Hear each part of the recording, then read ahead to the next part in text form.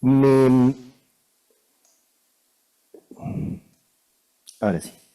Me dio la impresión, cuando me enteré del lanzamiento de este sello, que podía ser un evento interesante para comentarlo acá, dada los intereses culturales y científicos de esta sociedad, y sobre todo en el sentido de tener presente, visualizada e identificada la documentación interesante a la medicina y, como todos sabemos, a las ciencias biológicas en general. Me pareció que podría ser interesante discutirlo acá, así como fue presentado y analizado en algunos ámbitos de genética. Y entonces este es el sello, lo que les voy a presentar, que fue presentado precisamente en el año 2023 en las jornadas académicas conmemorativas de los 200 años del nacimiento de Gregor Mendel, que en realidad los 200 años se hubieran cumplido en 2022, como vamos a ver ahora, pero bueno, en Uruguay todo demora y llegamos un poquito más tarde. Esas jornadas fueron organizadas en el CENUR, Litoral Norte, es decir, en las instalaciones de la universidad en la ciudad de Salto, y en conjunto con otras instituciones. Y la idea de la elaboración del sello y su posterior presentación fue secundada, digamos, por la Red Latinoamericana de Genética Humana y la Sociedad Uruguaya de Genética. Y por supuesto, el correo, la institución, el correo, ahí les dejé unos links, si después lo quieren consultar, que son básicamente las noticias sobre la presentación y algunos detalles del sello en sí. Esta es una foto que me pasaron, yo no pude estar en esa oportunidad, me conecté por Zoom a la presentación. Esta es una foto que tomaron allí, ¿sí? Quienes están en la foto son la doctora Mariela Larrandaburu, que es médico genetista también, y en ese momento era presidenta de la Red Latinoamericana de Genética Humana. Julio Daluz, a su lado, que es uno de los principales, si no el principal referente en genética en CENUR, en la ciudad de Salto, biólogo y doctor en biología y ex compañero mío de cuando estaba acá en Montevideo, trabajamos muchos años juntos. De un tiempo a esta parte fue a desarrollar su laboratorio en CENUR en Salto y es uno de los principales referentes. La otra señora del medio, la verdad que no la conozco. Después vienen dos colegas latinoamericanos, uno chileno y uno mexicano, que participaron con ponencias en ese evento. Y del otro lado está la doctora Mercedes Rodríguez, compañera mía también del Departamento de Genética, y en ese momento presidente de la Sociedad Uruguaya de Genética. Hasta ese momento, que fueron la RELAG y la SUG, la Red Latinoamericana de Genética Humana, y la Sociedad Uruguaya de Genética, las dos instituciones que promovieron la formación de este sello. Mendel, a esta altura del partido, necesita pocas presentaciones, pero sí me pareció interesante resaltar algunos aspectos o venir a recordar algunos aspectos. Como ven ahí, el nacimiento es en 1822, o sea que esto debería haber pasado en el 2022, pero no pasó no sé si por la pandemia, porque es Uruguay, y fallece en Brünn, que es la ciudad, en 1884. En 1882 fallece Darwin, en 1883 fallece Carlos Marx, y en 1884 fallece Gregor Mendel. Tres personajes que dieron forma a gran parte de la segunda mitad del siglo XIX y con extensión enorme hasta el día de hoy, y ni que hablar en el siglo XX. La diferencia grande es que los dos primeros, Darwin y Marx, lo hicieron directamente y en su propio tiempo. Mendel lo hizo indirectamente y mucho tiempo después. Recién sobre el siglo XX sus trabajos empiezan a tener, se dice incluso que son redescubiertos en cierta medida, y empiezan a tener un peso en la biología y en el pensamiento occidental. Él nace en lo que era el Imperio Austríaco, ahí me pueden ilustrar sobre la historia de esa parte de Europa del siglo XIX, que desconozco, pero él nace en lo que era el Imperio Austríaco y fallece en lo que era el Imperio Austrohúngaro, en la región de Moravia, también, que a su vez es una parte de la región más grande de Bohemia. El alemán era, por lo tanto, su lengua materna. Hoy todo esto es República Checa. ¿Ah? Y él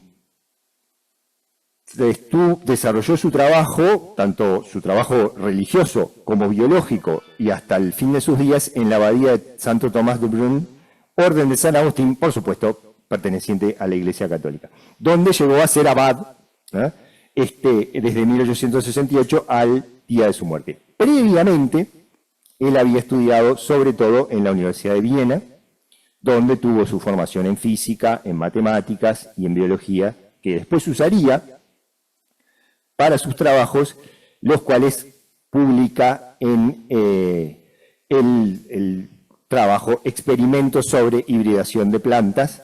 Él en realidad lo presenta el trabajo en la Sociedad de Historia Natural de Brunn en 1865, pero su publicación es en 1866. Y es muy conocida y está harto relatada en los libros de historia de la biología y de la genética, cómo esos trabajos permanecen desconocidos prácticamente, ignorados activamente en algunos casos, pero sin embargo son redescubiertos en el 1900. Exactamente, la genética es una ciencia que puede decir con precisión el año en que nació, y es en 1900, cuando se redescubren los trabajos de Mendel. Entonces, bueno, dejo de hacer suspenso. Este es el sello que tiene las características del Correo del Uruguay, la Red Latinoamericana de Genética Humana, la Sociedad Uruguaya de Genética, y que muestra el ADN, las arvejas de Mendel y uno de los retratos de él que ahora yo les voy a mostrar. Y vieron que tiene el sello abajo, que se llama Mi Sello, que eso es algo que yo me enteré a posteriori. Una de las cosas que yo quería hacer era tener sellos para poder repartir a aquel que lo quisiera. Y en realidad, estos sellos son impresos en una tirada, a pedido del interesado, en este caso las dos sociedades, una tirada limitada. Y hay que pagar, si uno quiere, no son como los sellos comunes, hay que pagar si uno quiere reimprimirlos, y era bastante caro. Si uno quiere reimprimir otra tirada, lo tiene que pagar el interesado. Por eso no tengo sellos para darle, si bien pertenece a la colección de sellos del Uruguay. Este es el matasellos, que a mí me gustó mucho, y bueno, resume la información. Y estos son los datos del propio correo, con la fecha de emisión, el código, el diseñador, que ahora voy a hablar de él, y la calificación temática, digamos, que le da el correo. Ahí tienen el link si les interesa. A mí, yo me pregunté, ¿cómo se hace un sello? ¿Cómo se diseña un sello? Y en la página del correo lo que decía efectivamente que el licenciado Gabriel Casas era el diseñador de ese sello, así como otros que ahora les voy a mostrar. Entonces, cuando conseguí el contacto de él y le pregunté, él es diseñador gráfico, periodista y licenciado en sistemas, trabajó en el correo toda su vida de trabajo, por lo que me cuenta ahí, y tiene 45 años, trabaja en el correo de los 18, pasando por casi todas las áreas. Y desde el 2007 está en la parte de coordinación filatélica del correo en varios, y en seguridad informática, pero la parte que nos interesa es la filatelia, y en el diseño de varios de estos sellos, que dice que hace aproximadamente unos 15-20 sellos por año, lo cual le da una gran oportunidad de conocer temas, conocer instituciones, conocer a los personajes de su sello.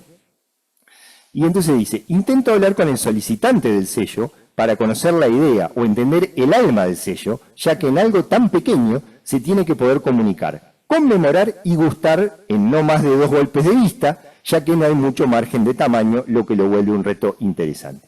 Yo le preguntaba ahí sobre las técnicas que él utilizaba para el diseño de sellos, y me dice que creo que ya las he experimentado y utilizado todas, inclusive la inteligencia artificial, en el proceso de creatividad. Cualquier herramienta que sea relevante en el momento sirve. Sobre este sello, Mendel no utilicé inteligencia artificial, ahí bromea, fue sencillamente desinteligencia natural. Y muy buena onda y comunicación con Mariela Larrandaburu, que ya se las presenté, quien fue la solicitante de este sello.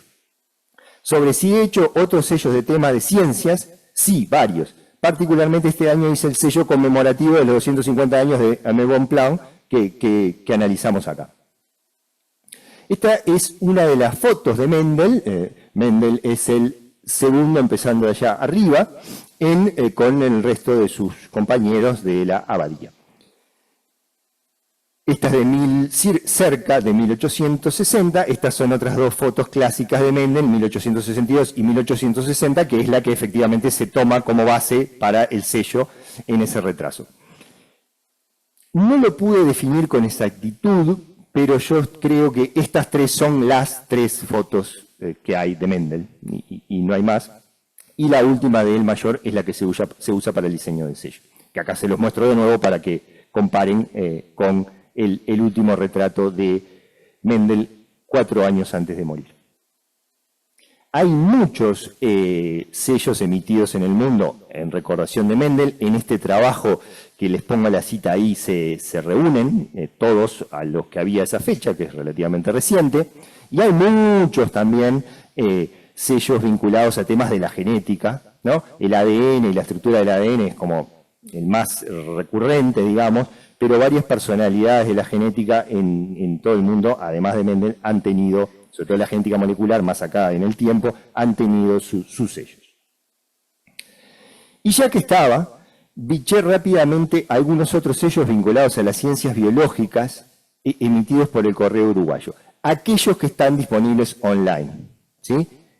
Por supuesto que debe haber más previos a fines de los años 90, que son los que están digitalizados. Uno de ellos es de 1997, en conmemoración del Museo de Historia Natural, con Krailevich, Arrayavaleta, De Vicenzi y Antonio Taddei. Uno que conmemoraba la vida en el segundo aniversario del profesor Rodolfo Taliche. El de los 250 años de nacimiento de Aimé Bonpland, que es, bueno, justamente del año pasado, tal como recordamos acá. Este otro del 2021, recordando el centenario del nacimiento del Roberto Caldeiro Barcia. Y otro, vuelvo ahora atrás en el tiempo, de 1998, de algunos médicos investigadores, el propio Caldeiro Barcia, José Verocay en el medio y José Hugo Marco en el de abajo de todo. Este es un sello de 1998. Y uno de los más recientes es el que conmemora conjuntamente los 100 años del Hospital Pasteur y los 200 años del nacimiento de Louis Pasteur, del 2022. Bien, así que por ahí termino para mostrarles el sello, mostrarles un poquito de la circunstancia de la vida de Mendel, de la circunstancia de elaboración del sello y algunos otros sellos vinculados a las ciencias biológicas en Uruguay que seguramente va a haber muchos más. Acá les pido disculpas, pero no pude agotar el tema. No sé si hay tiempo para comentarios, preguntas. Tengo que darte esto.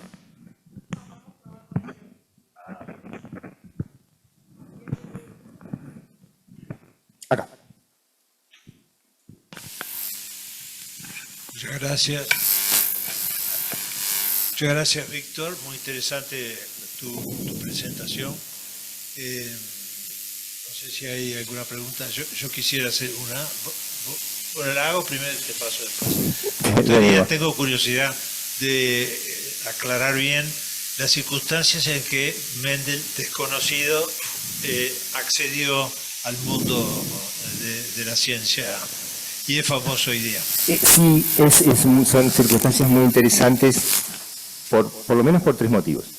Por un lado, porque evidentemente reflejan el espíritu de una época, ¿no? En el sentido de las preguntas que la ciencia biológica y la herencia se estaba haciendo en ese momento, al punto tal de que 3 investigadores, de forma independiente, llegan a las mismas conclusiones que Mendel.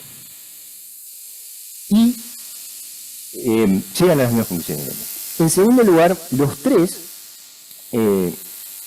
muestran la honestidad intelectual de, una vez que buscando bibliografía encuentran el trabajo de Mendel, decir, bueno, pero esto alguien ya lo había hecho, y ahí vuelven al trabajo de Mendel. Y en tercer lugar es interesante porque justamente da origen a la genética, ya no los estudios de hibridación, los estudios sobre herencia, sino propiamente a una disciplina específica que es la genética. Y entonces, básicamente, lo que pasó, hay muchas explicaciones para eso, pero una de ellas la conocemos bien por ser tercermundistas, donde él lo publica en una revista de poca distribución, que no llegó a los lugares del primer mundo, pero quedó publicado. Y frente a los descubrimientos en el 1900, vuelven a esa bibliografía y la reconocen. Y por eso hablamos hoy de las leyes de Mendel y no las leyes de Bryce, o Karl Correns, o Chesmar, que fueron los tres investigadores que independientemente encontraron lo mismo que Mendel. E independientemente encontraron el trabajo de Mendel.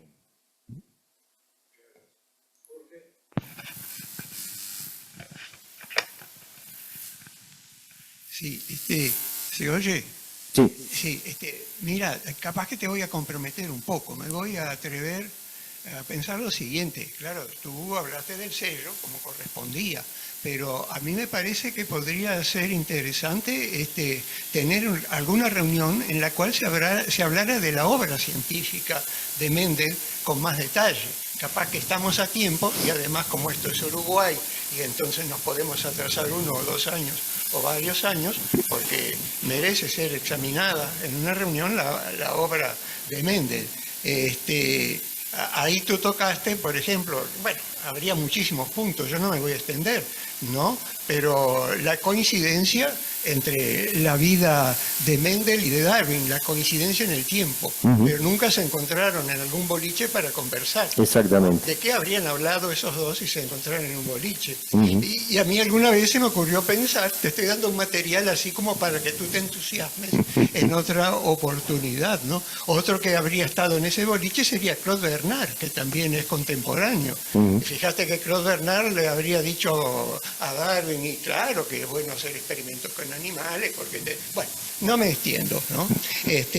Otro punto también, a título de sugerencia, tampoco me voy a extender, Mendel ocupa un lugar señero en la historia de la genética, como todos sabemos, aunque la genética no es exclusivamente mendeliana, ¿no? Pero además ocupa un lugar en las aplicaciones, la matemática aplicada a la biología, porque Mendel elaboró el primer modelo matemático de un proceso biológico que hizo fortuna, ¿no? Es, diríamos, imposible estudiar biología sin estudiar las tales modelos, ¿no? Sin estudiar ese modelo. Las proporciones mendelianas son probabilidades, de hecho, ¿no? Bueno, en fin, no me extiendo entonces, pero yo te comprometo a título personal, podría ser el año que viene, podría ser en otro momento. Con gusto, con gusto. Recojo el guante, 2 comentarios muy breves. Es famosa la historia también de cómo William Bateson, que fue como el padre de la genética, fue el que le puso el nombre, digamos, en el tren leyó el trabajo de Mendel, iba a hablar de una cosa en una conferencia, y dijo, ¿saben qué? No, voy a hablar del trabajo que leí recién. Ese es un comentario sobre el que podemos volver. Y sí, y el otro comentario es central, es ese, ¿no? Mendel fue, capaz que no el primero, pero hasta donde se sabe sí fue el primero que en biología contó cuántas semillitas tenía de tal característica o no.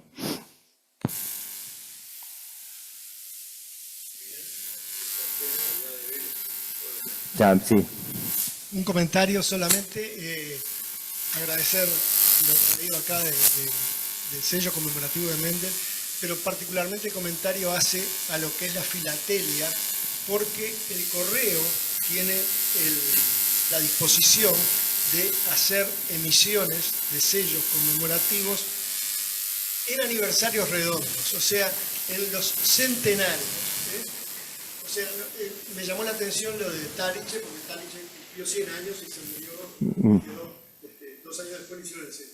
Pero en esa relación de sellos vinculados con la medicina, tenemos que recordar que en el 2005 se hizo un sello conmemorativo de los 800 años del nacimiento de Maimónides. Lo seguimos por el correo que hicimos. Y junto con el primer sello que aparece allí de Caldeiro, en realidad el de Caldeiro fue algo que Blovetto, que era ministro de Educación y Cultura, impuso, claro, porque le pidió al sindicato médico que le sugiriera motivo para hacer un sello, y el sindicato médico propuso y se hizo Paulina Luisi, la primera mujer médica, y en toda esa serie mujeres no había uruguayas. Más recientemente, con motivo del Día del Patrimonio del 2020, se conmemoró a Manuel Quintela y hubo un sello conmemorativo. Sí. Y este año que pasó, en diciembre, hicimos los 100 años de la muerte de Juan Carlos Dillero, que se presentó el sello en el Hospital Maciel. Bueno, era solamente para comentar sobre la filatelia, no sobre el fondo del asunto. Gracias. No sé si alguno de los que nos están oyendo, viendo del Zoom. Bueno, ¿no? Juan. Yo quería recordar que en 1984 hicimos una sesión extraordinaria de la Sociedad Uruguaya de Historia de la Medicina por los 100 años de la muerte. Que para Mañé, como genetista clínico, que también lo era, fue un motivo de mucha alegría, y quedaron 2 registros. Quedó el registro de parte de las presentaciones en la revista, en sesiones de la Sociedad Uruguaya de Historia de la Medicina, y un afiche muy bueno, que había quedado muy bueno porque había quedado un Mendel híbrido entre el Mendel joven y el Mendel más maduro.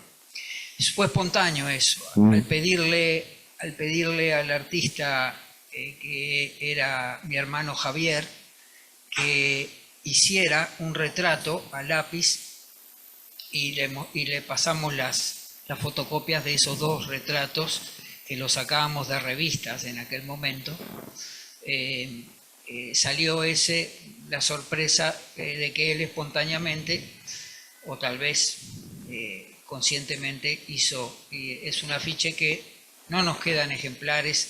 Es probable que el único que tenga un ejemplar bien salvado sea Augusto Soiza, es probable. Y quiero recordar algo que Mañé no aceptaba la interpretación de que el trabajo de Mendel no había sido leído. Y él buscó en las revistas de Historia de la Ciencia, y había encontrado que sí, que el trabajo había llegado a los bufetes de las cátedras de Historia Natural alemanas, pero que no había sido muy asimilado, pero que no había pasado desapercibido, y él a eso le daba mucho gusto de haberlo digamos, extraído de publicaciones de revistas de Historia de la Ciencia, y para mostrar, no derribar un tópico, pero sí ponerlo en cuestionamiento. Sí, en realidad el único que me viene es el hijo de Alfredo Navarro, el ingeniero Navarro, el hijo del gran cirujano, Gastón Navarro, me acuerdo, porque él hizo las consideraciones, digamos, vegetales, en biología vegetal, hizo una valoración. Y yo creo que hice la biografía, pero la biografía no era nada, no teníamos nada para aportar, sino una síntesis. Y no me acuerdo quién más. Mañé seguro. Bien, pero me queda esa idea para profundizarla. Es un debate interesante. ¿Alguna otra observación, alguna otra sugerencia? Si querés vos. Bueno, ya que estamos, sí, eso nomás. Eso que tú decís, Juan, es un tema de discusión. No recuerdo yo haberlo hablado con Mañé o haberlo discutido con él, pero sí estoy al tanto de esas dos interpretaciones, ¿no? Desde la ignorancia total hasta... Y también lo que tú decías, ¿no? Es decir, hay que ver esos trabajos con un componente matemático que no era la gran cosa, pero era un componente. ¿Qué tal podía ser recibido en la biología de la época? Y bueno, la relación con Darwin, me lo llevo, ahora me los apunto, podemos profundizar en eso en una próxima, encantadísimo.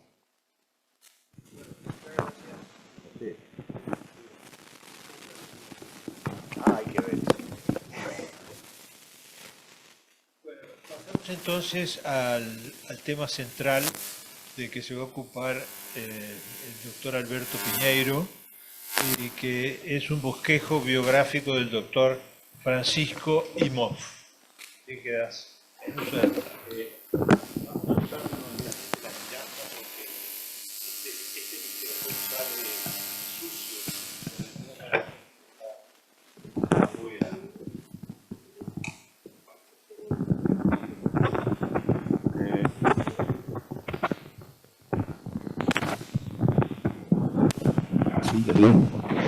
Hola. ¿Está? Buenas tardes a todos. Este trabajo forma parte de una saga que me dispuse a hacer en los últimos años acerca de médicos que, a mi entender, trascendieron en la medicina y fuera de la medicina y que se encuentran hoy totalmente olvidados, y que yo entiendo que es conveniente que la Sociedad Uruguaya de Historia de la Medicina proceda a su investigación y a su reconocimiento.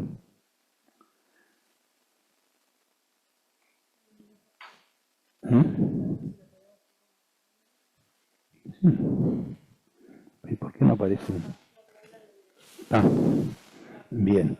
Doctor Francisco Imhoff, bosquejo biográfico. Sobre la izquierda puse una serie de otras grafías en las cuales en nuestro país y en otros países donde se ha repartido, diríamos, el clan Imhoff original, puede encontrarse. Para todo médico, el centro de su interés es evidentemente el hombre. Por tanto, nada del humano le es ajeno. No obstante, podemos distinguir dos grupos de galenos. Por un lado, aquellos que limitan su área de acción a la medicina, quizás sea esta el grupo más prototípico y extendido, y por otro, quienes extienden su interés a diversas disciplinas humanísticas, ya sea la filosofía, la literatura, la historia, la música, el teatro, la pintura, el periodismo, la política e incluso los deportes. Actualmente se ha difundido o se ha definido que las humanidades médicas son aquellas integrantes de las humanidades que son relevantes para el estudio y la práctica de la medicina. La demanda de las humanidades médicas en el currículum está comprobado, ayuda a estudiantes de medicina a llegar a ser mejores médicos. Se ha llamado la atención sobre el cisma entre ciencia y arte en la medicina. La salud humana no está bien atendida por dos culturas que son, podríamos decir, el anverso y el reverso de una sola moneda. Las humanidades médicas ayudan a que permanezcan unidas por la causa de la salud. El doctor Francisco Imhoff fue un médico cabal e íntegro. Se dedicó además al teatro, donde se destacó a nivel nacional e hispanoamericano. Por si esto fuese poco, actuó en política con singular éxito. Es pertinente, más allá del reconocimiento a nivel del nomenclátor de Montevideo, un corto pasaje en el barrio Bella Italia lleva su nombre, que la Sociedad Uruguaya de Historia de la Medicina proceda a su investigación y a su recuerdo. Tal y simplemente es el motivo de este trabajo. ¿Sí?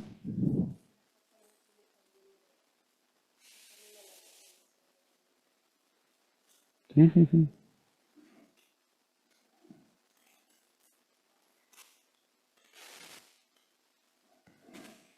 ¿Está mejor ahora? ¿Sí? Perfecto. Pero voy para atrás, porque no. ¿Está bien? Bien, perfecto. ¿Qué es Nueva Helvecia?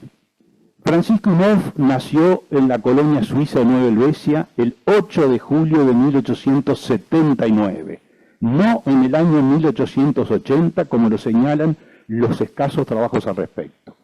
Su padre, el doctor Germán Knopf, nació en Arau, en el cantón de Argovia, en Suiza, el 20 de abril de 1847. Su madre, también suiza, fue Augusta Lutsch.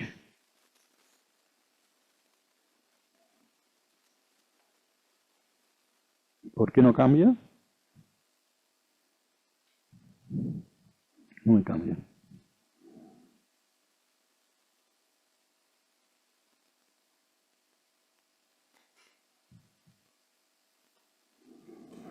El tema de las fechas de nacimiento en estos personajes que no son muy estudiados cambia radicalmente, incluso en los propios trabajos o los pocos trabajos que hay, frecuentemente hemos conseguido errores. Nosotros buscamos a nivel del libro de la Congregación Evangélica la fecha exacta de nacimiento.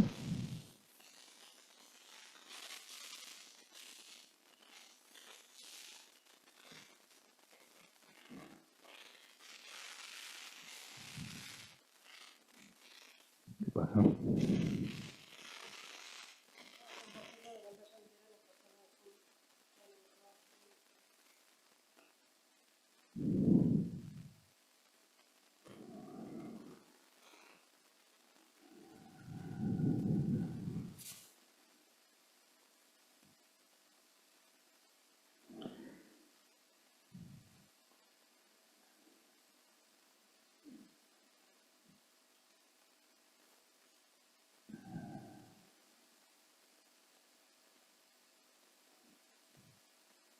Bueno.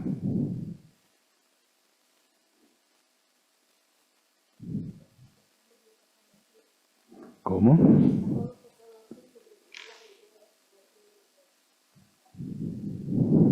Bueno, poné esta. Bueno, y en el libro de la Congregación Evangélica figura claramente el nacimiento el 8 de julio del 79 y 2 años antes había nacido su hermano. La siguiente.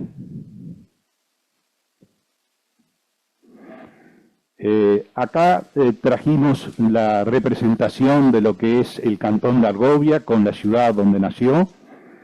Desde el punto de vista de la heráldica, el escudo original del clan Knopf, y desde el punto de vista de la antroponimia, el significado del apellido Knopf, algo así como de la corte, de la curia del aula. El clan Knopf originariamente fue uno de los fundadores de la actual Suiza y fue uno de los encargados de la expulsión de los romanos en el siglo V. Germán Knopf fue un médico militar con actuación destacada en la guerra franco-prusiana del 70. Participó del llamado sitio de Belfort entre noviembre de 1870 y febrero de 1871.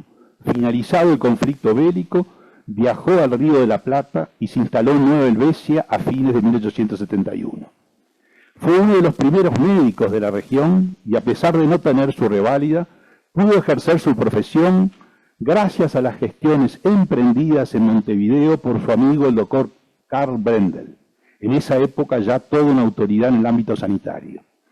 En el libro El Grillo de Confianza, Memorias del médico alemán Karl Brendel en el Río de la Plata, 1867-1892, edición y notas de Fernando Mañé Garzón y Ángel Ayestarán, podemos leer en sus páginas 176 y 177. Germán Knopf puede ser considerado una figura ejemplar.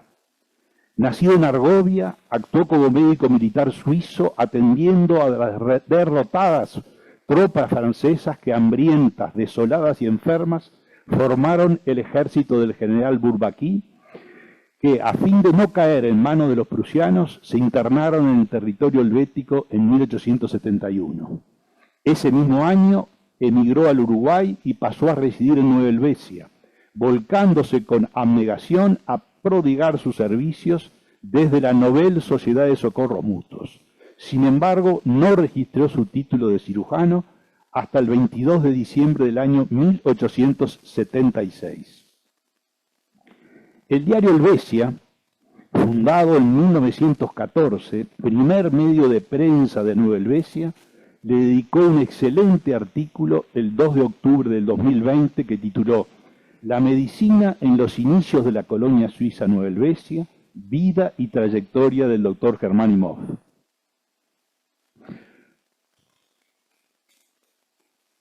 Actuó por más de 30 años en Colonia, pero también en Soriano, San José y Flores. Fue reconocido por su acción humanitaria y filantrópica. Integró la primera comisión de instrucción pública designada por la Junta Auxiliar Administrativa de Nueva Helvecia. Fue nombrado vicecónsul de Suiza en el año 1889, cargo que desempeñó hasta su fallecimiento en 1902. Su despacho estaba en la Congregación Evangélica.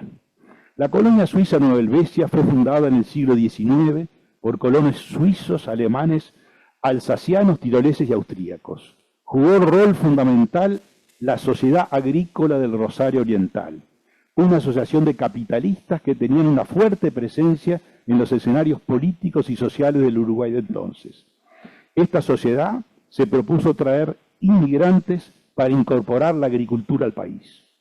A la salida de la Guerra Grande, el gobierno de fusión había votado la Ley de Promoción de la Inmigración Agrícola de 1853. Su espíritu expresaba la necesidad de erradicar al gaucho mediante la promoción de asentamientos agrícolas que permitieran el arraigo de los hombres a la tierra. Formaban parte de dicha sociedad figuras como Doroteo García, Gabriel Pereira, Cándido Juanicó, Juan Ramón Gómez, Juan Jackson, Alejandro Chucarro, Florentino Castellanos, Lorenzo Valle y Ramón Villarrebó. Se ha dicho que la génesis de la colonia fue una articulación particular entre un Estado débil, la Sociedad Agrícola del Rosario Oriental y el nexo entre ambos, la masonería del Uruguay. Germán Imhoff falleció el 22 de agosto de 1902 y fue sepultado en el cementerio evangélico de Nueva Helvecia, donde tiene un monumento que es este, funerario traído especialmente de Suiza. En 1947 fue homenajeado con la designación de una calle de Nueva Helvecia con su nombre. La designación reza así: Desígnase con el nombre del doctor Germán Imhoff la actual calle Montevideo. Actuó durante 31 años como médico de esta región, siempre dispuesto a acudir donde el dolor morara, recorriendo nuestro departamento y zonas de los de San José, Flores y Soriano, ya a caballo, ya en carruaje, con intensos fríos, lluvias y arroyos desbordados a los que atravesaba muchas veces a nado. Su mayor satisfacción consistía en disputar al paciente un dolor y a la muerte una víctima. Francisco Imhoff, su hijo, cursó sus estudios secundarios en el Liceo Evangélico Valdense, donde ingresó en el año 1891. Liceo que dirigía el gran maestro y patriarca de la zona, el pastor valdense Daniel Armandugón. Compartió aulas con Máximo Armandugón, el segundo de los 13 hijos que tuvo el pastor Daniel Armandugón, y también con Juan Pou Orfila, amistad que luego continuará en la Facultad de Medicina. Su infancia y adolescencia pasadas en esa privilegiada zona del departamento de Colonia le imprimieron un sello permanente de amor por su terruño. Este es el ingreso de Imhoff en el año 1891 al liceo que después, en el año 1929, tomó el nombre de Armandugón, y ingresó también su hermano Germán Imhoff, 2 años mayor que él. Ingresó a la Facultad de Medicina de la Universidad de Montevideo en el año 1898 y se recibió en diciembre de 1904. Acá, como curiosidad, después de leer todo el expediente estudiantil, traemos estos 2 elementos que nos llamó un poco la atención, como curiosidad. En agosto de 1900, Francisco Imhoff se presentó para obtener la tarjeta de viaje de la recientemente creada empresa Central Uruguaya de Western Extension. O sea, era el ramal oeste que iba a Nueva Helvecia y a Puerto del Sauce, hoy Juan Lacase, subsidiaria de la famosa Central Uruguay Railway. Como testigo figuraron los estudiantes de tercer año, Juan Pou Orfila, en ese momento con 23 años, y Máximo Armandugón, sus amigos de la colonia, de 20 años. Y luego su solicitud, una vez terminados los cursos y los exámenes, de obtener el título con la firma de el decano de ese momento, el doctor José Escoceria, y el rector Eduardo Acevedo. Como practicante, Imhoff tuvo actuación en la Revolución de 1904, participó activamente en la atención sanitaria, luego de la batalla de Massoyer, a las órdenes de los doctores Elías Regules y Luis Mondino. Luego recibido, viajó a Europa por 2 años, completando sus estudios en Francia y Alemania. A su regreso se dedicó fundamentalmente a la urología, como lo muestran estos 2 avisos de época. Actuó en Sanidad Militar y en su consultorio privado de las calles Rondó y luego de la calle Uruguay. Desde muy joven participó en política en filas del Partido Colorado. En las elecciones del 27 de noviembre de 1919 fue electo diputado por el departamento de Colonia, cargo que ejerció entre el 15 de febrero de 1920 y el 14 de febrero de 1923. Tuvo activa participación en la aprobación de la Ley 7052, que sustituyó la sección de odontología de la Facultad de Medicina por la nueva Escuela de Odontología, y formó parte de la primera agrupación médica parlamentaria, junto a figuras como Arturo Lucich, Alberto Mañé, Carlos Colistro, Atilo Arancio, Roberto Berro y Francisco Gigliani. Teatro. El doctor Francisco Imhoff tuvo activa y relevante participación en la vida cultural del Uruguay. Es la que más nos interesa resaltar en esta presentación. Nos relata Ángel Curoto en una excelente nota aparecida en el suplemento dominical del día de diciembre de 1976. Nosotros lo conocimos y tuvimos el placer de gozar de su amistad, de su talento, de su palabra, de su espíritu noble y generoso.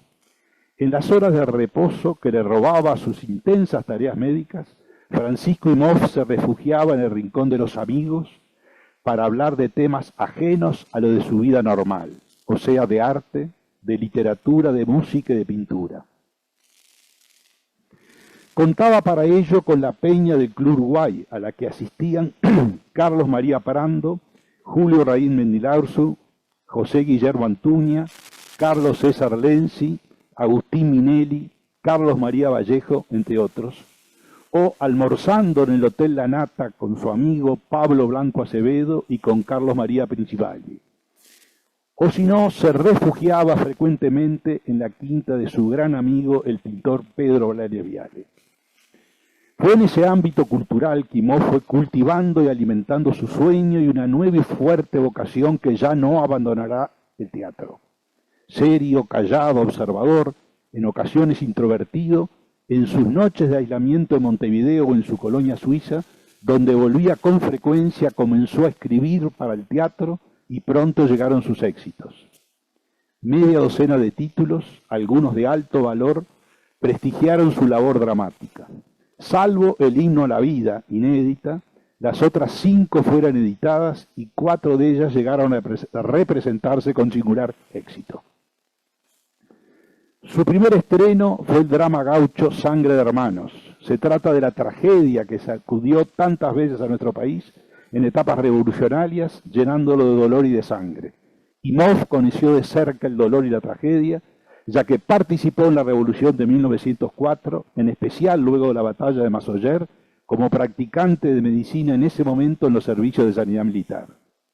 El drama en 2 actos se estrenó el 6 de octubre de 1917 en el Teatro 18 de Julio por parte de la compañía Carlos Brusa. La crítica saludó la llegada de un nuevo escritor dramático que en poco tiempo se familiarizó con el público de todo el país. Brusa incorporó a partir de entonces la obra a su repertorio y poco después se representaba con particular acogida en teatros de Flores, Rivera y Cerro Largo.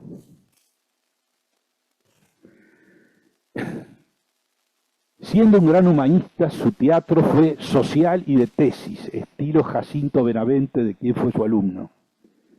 Al año siguiente, el 2 de abril de 1918, la compañía española de Manuel Salvat y Concepción Olona estrenó en el Teatro Solís la segunda obra de Imhoff, Cantos Robados. Una joven Elena, interpretada por Juana Tresol, va a casarse con un rico cuarentón e intelectual, Pedro Verdier, interpretado por Juan Beil. El solterón renuncia a su amada por miedo a la madurez y a la plenitud de su hombría.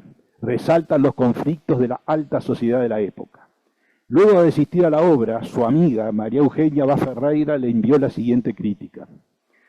Cantos Robados es una comedia admirable por su profunda inspiración ideológica, por la belleza de su forma, por el valor artístico de su conjunto, pertenece a todos los tiempos y a todos los lugares. Mientras la humanidad exista, con sus momentos de pasión y de dolor, de esperanza y de olvido, esta comedia será viva. Su doble potencia de verdad y poesía brota desde que en la primera palabra la gitana Margot comenta la inestabilidad de las nubes flotantes, hasta que el protagonista de la obra se hunde de nuevo en lo que él llama su destino. Veamos en dos palabras el argumento de la comedia. Pedro Verdier, inteligente y recto, en medio ya del camino de la vida que ha sido disipada, se siente inclinado hacia Elena, joven, buena y bella. Planifica su compromiso matrimonial, del que luego se arrepiente y se aleja. De este episodio, sencillo en su apariencia, ha hecho el autor un estudio hondo, complejo, del cual queremos desprenderse firme y nítida la tesis moralizadora que ha de presentarse. En Cantos Robados, Imhoff ha hecho a la vez obra de ciencia, de filosofía moralista, de literatura y de teatro. Cantos Robados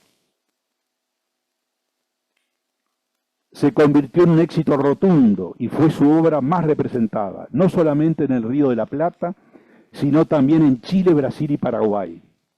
La obra tuvo en la representación un protagonista singular, el actor Juan Beil, intérprete de grandes condiciones, triunfador en España y en América. Imhoff y Beil entablaron una sólida amistad. Al enfermar Beil de gravedad, morirá poco después de tuberculosis a los 34 años de edad, Imhoff lo invitó a pasar varias temporadas en Colonia, Suiza. Este episodio se encuentra relatado en el libro de Roberto Ellis, Anecdotario Uruguayo de 1976, con el nombre El mejor negocio del doctor Imhoff. Y ahí un amigo le pregunta socarronamente a Imhoff, le debe haber salido muy caro el veraneo, doctor. Y Imhoff muy seguro le contesta, ¿usted sabe lo que significa hablar durante un mes sobre teatro con un hombre como Juan Beil? El 11 de abril de 1919, Cantos Robados se estrenó con singular éxito en Teatro Nuevo de Buenos Aires por la compañía Rico Podestá. Actuaron María Esther Busquiazo en el papel de Elena y Enrique Arellano en el de Pedro Verdier. En la foto, en el momento de esa inauguración en Buenos Aires, aparece Francisco Imhoff con su amigo Enrique García Belloso, dramaturgo, director de teatro, director de cine, autor de más de 100 obras teatrales y fundador en 1910 de Autores Dramáticos, precursores de la famosa Argentores.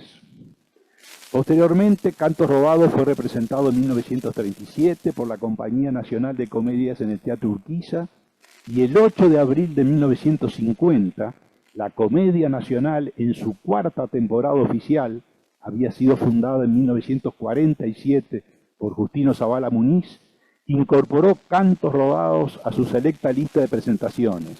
Fue en el Teatro Solís, bajo la dirección de Armando Discépolo, el papel de Elena lo interpretó China Zorrilla y el de Pedro Verdier, Enrique Guarnero. Una foto donde vemos a los dos intérpretes fundamentales. Seguramente Imhoff no suponía que sus obras quedarían en los anales de la historia latinoamericana y cobrarían vigencia en la actualidad. Su capacidad de brillar y sobresalir desde su producción literaria, como lo hizo Imhoff, siendo contemporáneo de figuras como Florencio Sánchez, Ismael Cortinas, Carlos Bá Ferreira, Víctor Pérez Petí, María Eugenia Bá Ferreira, Pedro Leandro Ipuche, nos hablan claramente de su calidad intelectual y de su capacidad creadora. El modernismo fue una corriente artística y literaria surgida a fines del siglo XIX y comienzos del XX en Hispanoamérica y Europa, período en el que acontecen fuertes cambios sociales, políticos, económicos, a la par que surgen potentes innovaciones científicas y filosóficas. Los autores buscan influir en una sociedad materialista y vulgar. Al modernismo se le atribuye una clara influencia en la poesía y en la narrativa. Sin embargo, a nivel del teatro su ascendencia no fue tan obvia. Jacinto Benavente, con el estreno de su obra Los intereses creados, fue sin duda un referente del teatro modernista. Francisco Imhoff, estudioso, seguidor de Benavente, fue uno de sus representantes legítimos. Sus próximas dos obras indudablemente lo avalan. El 28 de julio del 24 se estrenó en el Teatro Artigas la comedia en 3 actos Las dos llamas, por la compañía de Ángela Tesada. María Luisa, interpretada por Ángela Tesada, es una joven bella e inteligente, pero tiene una contra: es médica. En su grupo familiar, su madre y su tío condenan a la mujer médica. La llegada de Raúl Arlés, interpretada por Juan Bono, un hombre que nada tiene para deslumbrar o interesar a un intelectual, pondrá a María Luisa ante la disyuntiva de enamorarse o continuar con su profesión. Finalmente María Luisa se convence del fracaso de su ilusión sentimental y vuelve los ojos nuevamente a su vocación científica. La Cruz del Sur fue una revista quincenal de arte e ideas dirigida por Alberto Las Places y Mario Esteban Crespi, que apareció alrededor del 15 de mayo de 1924. Su llegada convulsionó el ambiente cultural, especialmente el literario de la época. En su número 2, Pedro Figari expuso el programa de la revista. Habíamos perdido el rumbo. El cosmopolitismo arrasó lo nuestro, importando civilizaciones exóticas, y nosotros, encandilados por el centellear de la añosa y gloriosa cultura del viejo mundo, llegamos a olvidar nuestra tradición, acostumbrando a ir al arrastre, con la indolencia del camalote, cómodamente, como si no nos fuera ya preciso, por deberes de dignidad y de conciencia, preparar una civilización propia, lo más propia posible. El número 6, del 31 de julio del 24, en su sección Notas y Comentarios, seguramente de la pluma de su director Alberto Las Places, la revista comentó el reciente estreno de Imhoff. La Compañía Dramática Nacional, que actúa en el Teatro Artigas y que dirige la conocida artista Ángela Tesada, ha estrenado una comedia dramática del doctor Francisco Imhoff titulada Las dos llamas. El éxito fue muy estimable, tanto de público como de crítica. Se trata de un conflicto bien moderno provocado en una mujer médica entre su profesión y el amor, al cual sacrifica por aquello. Respecto a la incompatibilidad entre estas dos fuerzas o llamas que parece querer establecer el autor, nos apresuramos a afirmar que no la podemos admitir, desde que si alguna oposición puede haber entre ellas, no es moral ni sentimental, sino simplemente del punto de vista de los prejuicios corrientes. El hombre quiere que la mujer sea exclusivamente del hogar, mientras que ella desea no abandonar a sus enfermos, en cuya asistencia y curación cumple con uno de sus nobles impulsos de su vida. El 18 de julio de 1927 se estrenó en el Teatro Solís la cuarta obra de Imhoff, el drama en 3 actos Eutanasia, por la compañía Pedro Codina, palabra de significado casi desconocido para la época. Fue tímidamente recibida por el público. Sin embargo, la crítica especializada la consideró vanguardista, espiritual y estética. Casi 100 años después, y a la luz de las discusiones actuales por la ley de eutanasia, en consideración del legislativo, esta obra de Imhoff toma una actualidad manifiesta. Inhallable la pudimos ubicar exclusivamente en la Biblioteca Pedagógica Central Maestro Sebastián Morey Otero de la NEPCO Dicen, y hemos pedido leerla íntegramente. Alberto Andújar ha quedado en silla de ruedas luego de sufrir un traumatismo de columna con lesión medular en un accidente de tránsito. Su joven esposa, María Teresa, lo acompaña abnegadamente a lo largo de su prolongada internación. El doctor Dubois es el médico tratante. Luego de meses de convalecencia, la situación, lejos de mejorar, empeora, pero sin nada para hacer, se avisora el alta del paciente. En un papel donde Andújar bosqueja lo que será su próxima morada, aparece escrita la palabra eutanasia, la cual los esposos ignoran su significado, por lo cual deciden olvidar el hecho. Las piadosas mentiras del médico han perdido su eficacia emoliente y se hace necesario reemplazarlo por la morfina. El enfermo incurable constituye un estorbo, que se prolonga demasiado. Estorbo para la vida, para la felicidad. Y la impaciencia va a adelantar la muerte del enfermo por el arbitrio de la eutanasia. La complicidad entre María Teresa y el doctor Dubois se ha sellado con una mirada, con un silencio más elocuente que las palabras. Dubois va a ser el brazo ejecutor, pero en el momento inminente la esposa se interpone entre el verdugo y la víctima, abriendo sus dos brazos protectores, conciencia moral o impulso sobrehumano.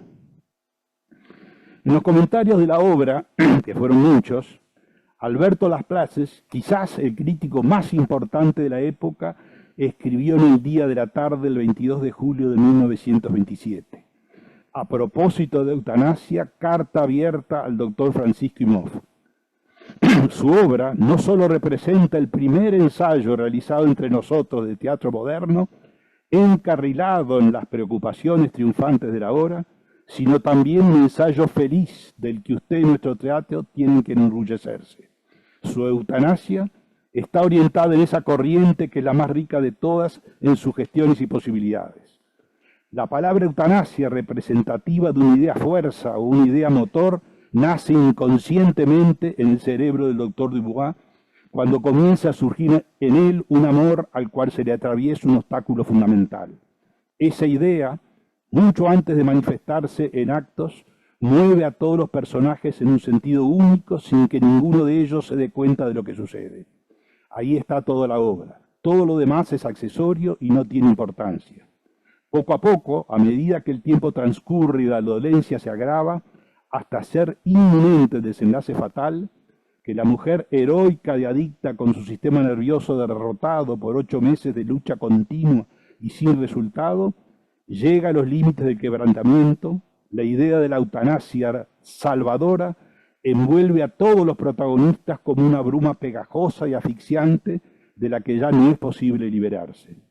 Quiero dejar constancia del agrado intenso con que he presenciado la representación de esa eutanasia, que ha despertado en mí un mundo de sugestiones interesantes. Lo incito a no desanimarse por la fría recepción que se le ha hecho, cosa explicable tratándose de una obra que plantea problemas y situaciones nuevas, y cuente siempre con un amigo y un admirador. En el año 1932, Imhoff publicó Fata Morgana, una comedia en 3 actos y 6 cuadros con música del compositor, director de orquesta y pianista Ramón Rodríguez Socas, nunca estrenada, quizás por la complejidad de su puesta en escena.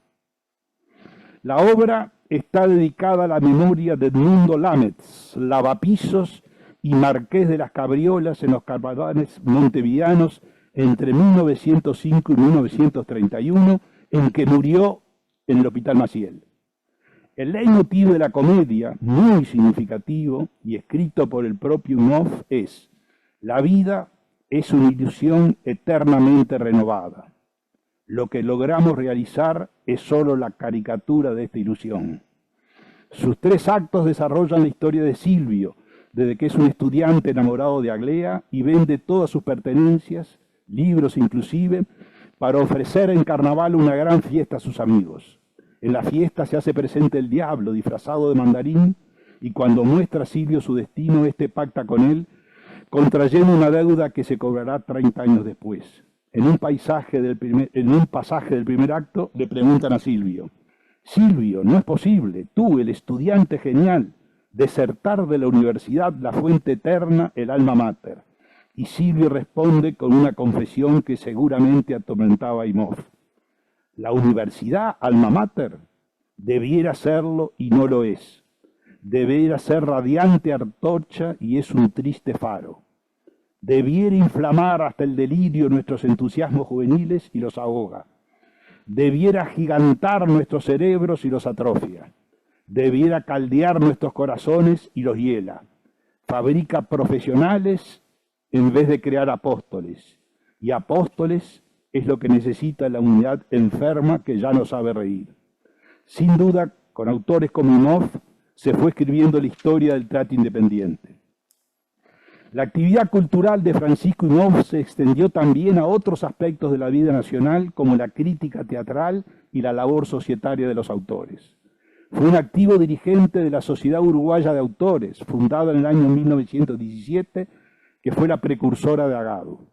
Integró su comisión directiva en varios períodos, junto a figuras como Ismael Cortinas, Carlos Principalli, Ulises Favaro, Alberto Las Places, Roberto Taliche, José Pedro Belián y Ángel Curoto.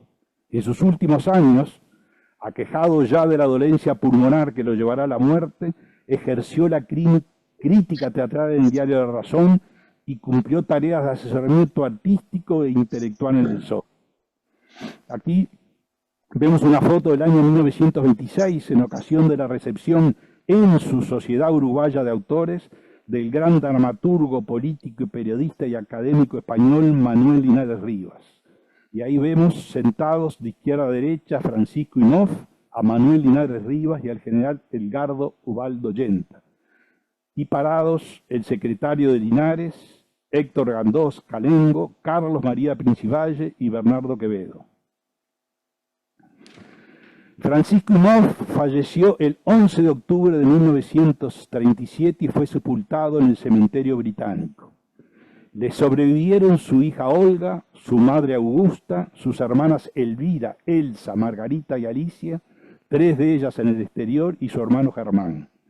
En el acto de sepelio hizo uso de la palabra en representación de la Sociedad de Autores Teatrales del Uruguay, Enrique Crosa. Hay siempre en el adiós definitivo a un intelecto superior la profunda desesperanza de que ya no podemos gustar nunca más de las radiantes expresiones de su espíritu, y en nuestra angustia hay también un recóndito fondo de escepticismo, porque imaginamos que nadie podrá ocupar con igual jerarquía el lugar vacío. Hace muchos años tuve el honor de ser quien llevara a escena la primera obra dramática del doctor Imhoff. Me refiero a Sangre de Hermanos. Desde la noche triunfal de aquel estreno, el nombre de Imhoff quedó incorporado gloriosamente a la lista de los más representativos cultores de la literatura teatral uruguaya. Después nos dio Imhoff otra obra, Cantos Robados, que tiene merecimientos tan legítimos que, de no haber sido estrenada en la pequeñez de nuestro ambiente, hubiera consagrado sin limitaciones una fama universal. Ante la crisis artística, Imhoff se encerró en su idealismo y vivió sus últimos años tan solo para alentar anhelos y esperanzas. Y ahora cayó antes de terminar la jornada, como cayeron Florencio Sánchez y José Pedro Belián, con los ojos puestos en un porvenir mejor que no llegó para ellos, que no llegará quizás por mucho tiempo, ya que en nuestro pueblo no existe todavía una conciencia artística. Desde luego, la apología que merece la obra de Imhoff no puede cristalizar en estas frases ocasionales arrancadas a la emoción. Queda tan solo la expresión de una vieja amistad frente a esta tumba que el destino ha abierto con tanta premura, ansioso quizás de recobrar para la serenidad augusta de lo que está más allá toda la energía de una mentalidad de excepción. Epílogo. El nomenclátor de Montevideo lo recuerda en un corto pasaje en el barrio Bella Italia, decreto 27.300 de la Junta Departamental de Montevideo del año 1996. La designación es escueta y muy pobre. El buscador de nomenclátor de la Intendencia en un renglón contiene 2 errores. Médico, cirujano y comediógrafo. Nació en Colonia Suiza el 8 de julio de 1880. Como vimos, no fue en el año 1880. Participó de la Revolución de 1804. Por supuesto es un error, fue en la Revolución de 1904. Fue diputado por Colonia. En un renglón, 2 errores. El diario Helvecia de Colonia Suiza lo homenajeó con una excelente nota que fue publicada el 11 de noviembre del año 2022. Doctor Francisco Imhoff, la vida del polifacético médico, político y dramaturgo. En un pasaje leemos: Poco se conoce de la vida del doctor Francisco Imhoff. Su nombre naturalmente se asocia con la colonia suiza, pero no solo por ser el hijo del renombrado doctor Germán Imhoff, sino porque Francisco supo hacerse camino con un multifacético tránsito de vida. Muchas veces, andando por la calle, levantamos la mirada y vemos apellidos en el nomenclátor de los cuales desconocemos su origen. En ocasiones, personas que peinan canas nos relatan historias de vidas pasadas que ignorábamos. Lo que no debe suceder es que nos gane el olvido. Alguien debe investigar, relatar, escribir, que en algún lugar de nuestra historia vivió una persona que no pasó por la vida en vano, porque al fin y al cabo la sociedad está hecha de fragmentos de historias personales que se vuelven colectivas y que nos enriquecen. Juan Zorrilla de San Martín acudió el 8 de octubre de 1905 a recibir en la explanada de la aduana de Montevideo los restos mortales de Juan Carlos Gómez traídos desde Buenos Aires. En parte de su alocución expresó: las patrias se forman más aún que del conjunto de sus hijos vivos, la de sus grandes hijos muertos. Gracias.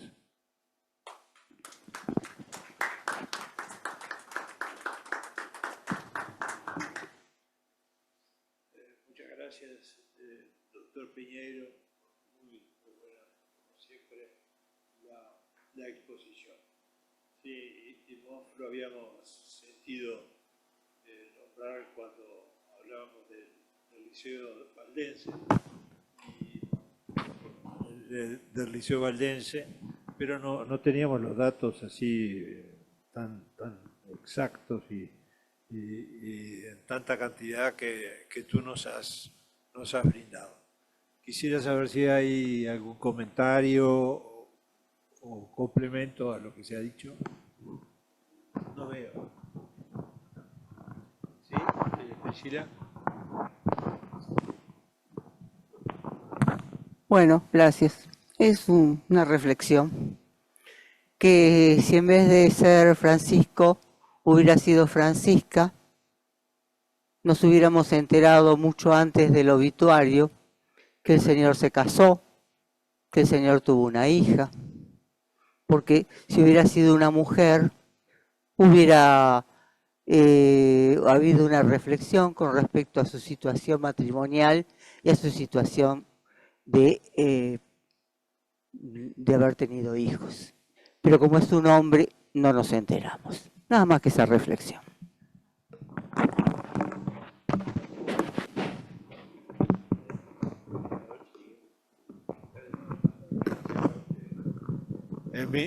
Miguel, que te vimos por ahí en el Zoom, que no sé si quieres agregar algo al respecto. No sé si no. María Emilia. Bueno, como siempre, estuvimos haciendo un trabajo tan concienzudo como los que siempre presenta el doctor Piñeiro. Ahora, las reflexiones que él hace con respecto al olvido, bueno, a mí es un tema que permanentemente me interesa, porque, miren, siempre me acuerdo aquellos versos de Neruda que dice: es tan corto el amor y es tan largo el olvido. No solo el amor, cualquier éxito, por rotundo que sea, en el tiempo se borra y pasan injusticias tremendas. Yo, por ejemplo, pensaba, yo me acuerdo, cuando era chiquilina, yo le dije a Piñeiro, yo me eduqué oyendo muchas veces compañías radiales que pasaban episodios y creo haber oído alguna obra de Imhoff. Era un nombre que yo tenía en mente. Ahora ustedes piensen, por ejemplo, un autor tremendo, como fue este judío que hace poco se hizo una película sobre su muerte en Brasil, ¿no? Ay, que ahora me quedé trancada con ¿cómo se llama este famoso que escribió sobre todo, María Antonieta, que muere, ¿cómo? Stefan Zweig, ahí está, Stefan Zweig. un hombre que escribe notablemente y es olvidado. Entonces, por ejemplo, cuando él habla también del asunto de la nomenclatura, bueno, ese es un drama, nosotros lo vivimos permanentemente, porque uno trata de buscar y traer valores y resulta que hay gente que cree que todo es lo mismo, que todo es igual y nada es mejor. Y hoy en día, lamentablemente, cada vez peor eso, ¿no? Porque fíjense que sacarle el nombre a la calle Policía Vieja para poner el nombre de lo que se supone que es el primer la primera persona que cambió sexo es un disparate elevado a no sé cuántas potencias, ¿no? Pero bueno, es lo que hay, diría mi exalumno, ¿no? Y es muy triste que es lo que hay. Ahora, yo me encuentro además con esto, con el asunto de el tema de las mujeres, yo no creo, al revés, las mujeres han sido más olvidadas. Y hoy en día que hay esas reivindicaciones, están a veces tan mal orientadas esas reivindicaciones. Con respecto a las calles nos pasó eso. Con respecto a las calles, alguien tuvo la peregrina idea de que trajeran de todas las alcaldías nombres de mujeres para poner el nomenclator. Y ahí los nombres que aparecían, a mí me quedaron grabados 3. Uno era Marilyn Monroe. ¿Ustedes qué les parece poner una calle Marilyn Monroe? La otra era Cleopatra. Y uno llegó a poner para mi sobrina que murió joven. Bueno, entonces es el dislate. Ahora, realmente, nosotros como Piñero, que trabaja conmigo en la comisión, lo sufrimos, pero es muy lamentable porque es verdad que las modas cambian, es verdad que los estilos cambian, pero hay valores y hay cosas que son permanentes. Y por ejemplo, una de las personas que aparece citadas allí, que fue Ángela Tesada. Ángela Tesada fue una grandísima actriz. Fíjense ustedes, por ejemplo, yo nunca me olvidaré un día yendo, no sé si era Paysandú o una cosa así, en el teatro, esos teatros buenos que hay también en el interior, había una placa grandota que decía: aquí actuó la gran Ángela Tesada. Hoy en día la gente va y dice: ¿y esto qué es? Bueno, es muy lamentable. Y además esto vamos en un cuesta abajo en la rodada como cantaría Gardel. Porque el otro día, miren, una anécdota que me paso repitiéndola. Estuve en una reunión de gente amiga y me presentaron una chica de 12 años. Contentos los padres y los abuelos, que era una muy buena estudiante, que estudiaba y que además le iba bien con las notas. Y en un momento dado, yo no sé por qué, se me dio por mencionar las invasiones inglesas. Y la chiquilina declaró que no tenía la menor idea de lo que eran. Está en primer año del liceo. Bueno, nada más.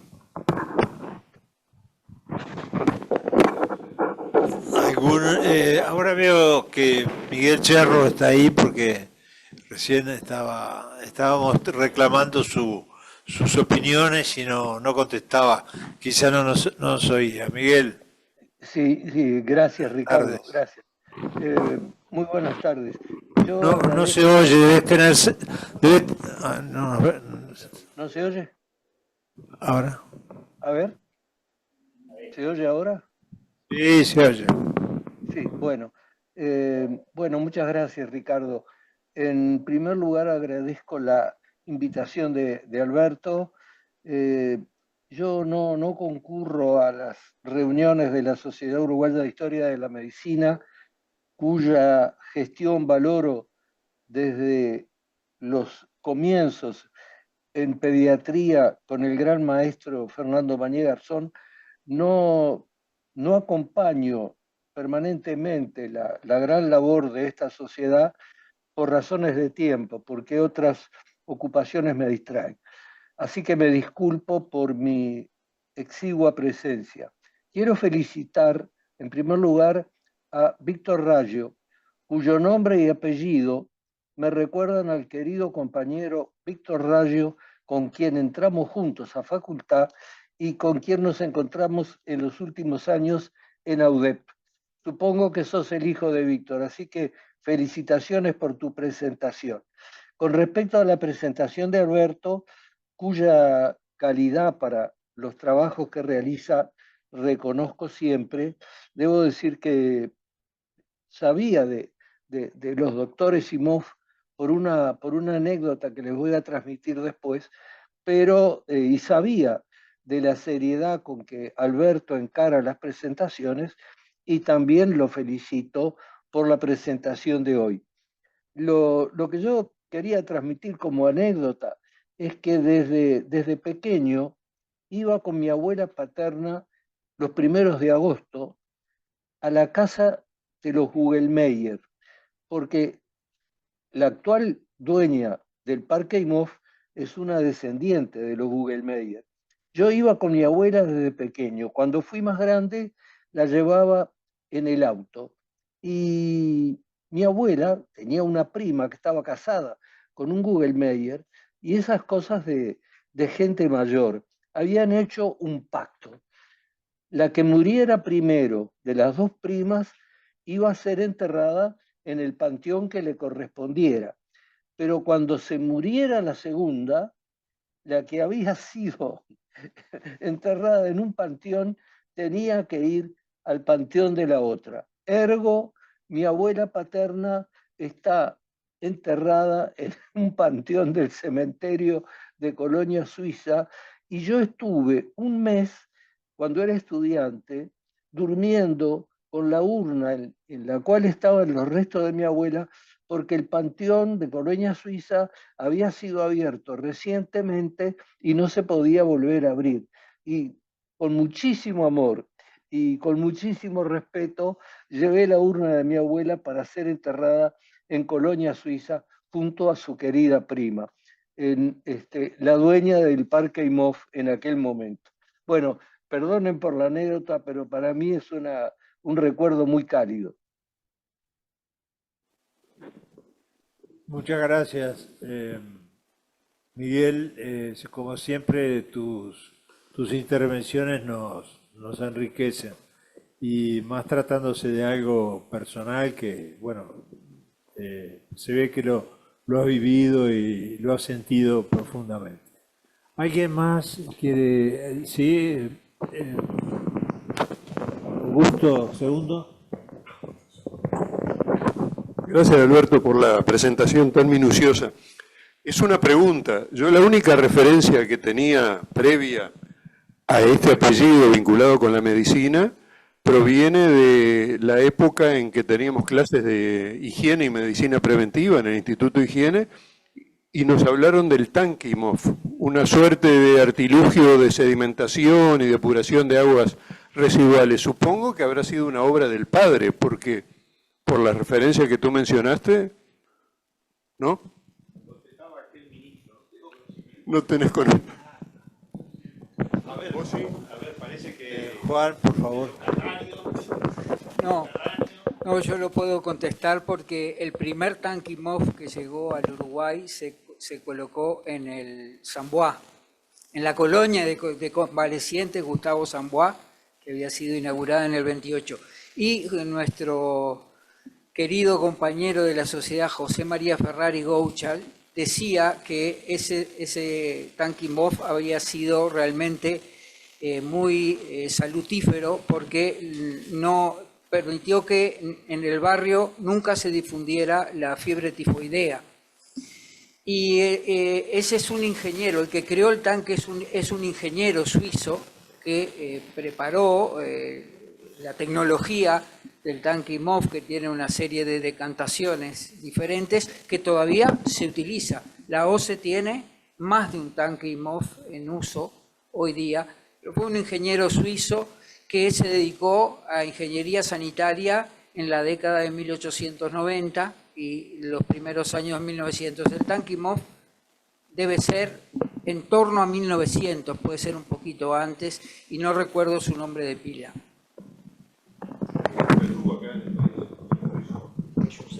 Siempre tenemos en esta sociedad a alguien que nos desasna. ¿Vos querés hablar?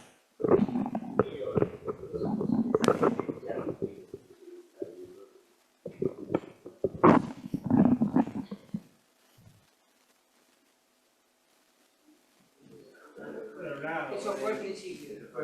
No, hay la doctora Damiani que se despide. Bueno, en primer lugar quería agradecer y felicitar a Alberto por la preciosa presentación que nos trajo para descubrirnos a este personaje tan maravilloso que fue el doctor Francisco Imhoff.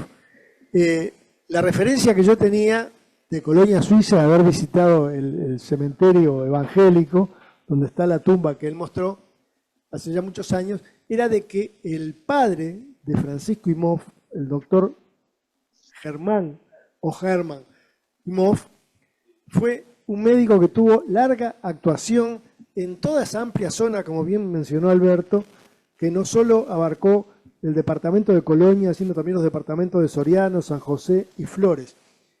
Y en las visitas domiciliarias que hacía, la esposa del pastor Armand Dugón, Alice Riboire, lo acompañaba, lo ayudaba para hacer los partos y fue la que inspiró a sus 5 hijos para que hicieran medicina. O sea, los 5 hijos Armand Dugón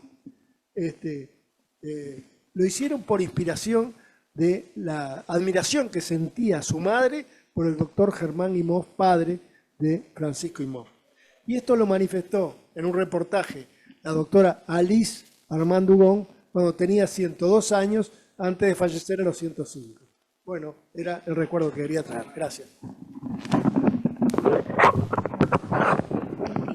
Solo quería agradecer a la doctora Alicia Damiani, que es la presidenta de la Sociedad Argentina de Historia de la Medicina y que nos acompaña. ¿El otro Imhoff también fue médico? ¿Quién ingresó al...? ¿Alguna otra observación? No sé si vos querés aclarar algo. No, con respecto al tema, yo siempre cuando hago estos bosquejos me gusta intentar contactar con la familia o con parte de la familia, que fue tremendamente difícil, y algunos que yo llegué a contactar tenían menos datos de los que yo obtuve. Por otro lado, en esa excelente nota del suplemento dominical del día de Ángel Curoto, él habla de que tuvo en sus manos un archivo Imhoff que no se sabe qué fue de él y nunca pude saber. Y como yo sabía que parte de la rama de los Imhoff después habían seguido todos la parte de la abogacía, sobre todo los Imhoff Arana, me contacté hace bastante tiempo con un abogado y escribano, Carlos Imhoff, que está ejerciendo en el momento actual, nombre de 50 y pico, 60 años, que es abogado y escribano. Me contacté con él y me contestó con un árbol genealógico que sí, diciéndome que el doctor Francisco Imhoff era mi bisabuelo, pero de ninguna manera coincide con el aviso necrológico que yo les mostré, o sea que debe haber sido un tío abuelo, pero no realmente alguien que me pudiera dar más datos. O sea que son las dificultades importantes que uno hace cuando trata de buscar estos personajes que realmente merecen traerlos, pero que están olvidados y muy poca cosa se ha escrito de ellos. Muchas gracias por los comentarios. Bueno, no habiendo más para tratar, levantamos la sesión. Y una vez más agradecemos la presencia de los que están acá y de los que están en Zoom. Muchísimas gracias. Hasta la próxima.